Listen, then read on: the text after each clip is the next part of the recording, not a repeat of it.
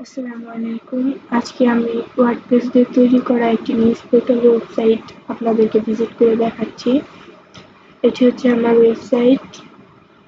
এই ওয়েবসাইটের প্রথমে আমরা দেখতে পাচ্ছি হেডার টপ, এখানে রয়েছে ডেট, আর এর পাশে রয়েছে অ্যাবাউট আস, কন্টাক্ট আস নামে দুটি সেকশন, এবং হেডার টপের রাইট সাইডে রয়েছে কিছু সোশ্যাল মিডিয়া আইকন। এরপরে দেখতে পাচ্ছি আমার ওয়েবসাইটটির লোগো, মাই নিউজ। তারপরে দেখা যাচ্ছে আমাদের header menu, home, travel, sports, health, technology, এবং আমরা হোমে দেখতে পাচ্ছি প্রথমেই রয়েছে স্লাইডার। স্লাইডারটি স্লাইড করলে নিউজগুলো দেখা যাচ্ছে। এর রাইট সাইডে রয়েছে নিউজ গ্যালারি। এরপর স্ক্রল করলে দেখতে পাচ্ছি এখানে কিছু নিউজ রয়েছে, হেলথ নিউজ, স্পোর্টস নিউজ, এবং এর নিচে দেখা যাচ্ছে কিছু কলাম আকারে নিউজ রয়েছে।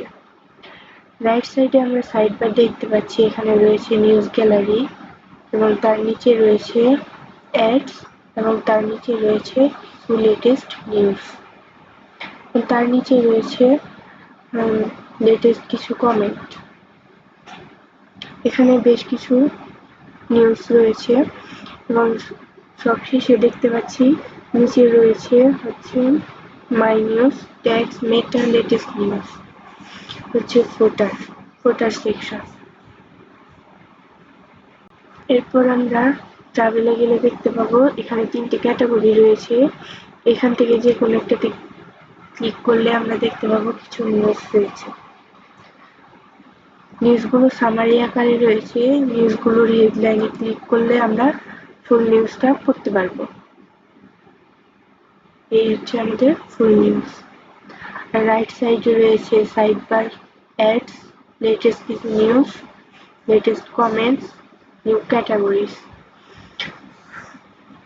এভাবে আমরা প্রতিটি মেনুতে এবং ক্যাটাগরিতে ক্লিক করলে এবং হেডলাইনে ক্লিক করে নিউজগুলো পড়তে পারবো। এই হচ্ছে আমার ওয়েবসাইটের নিউজ।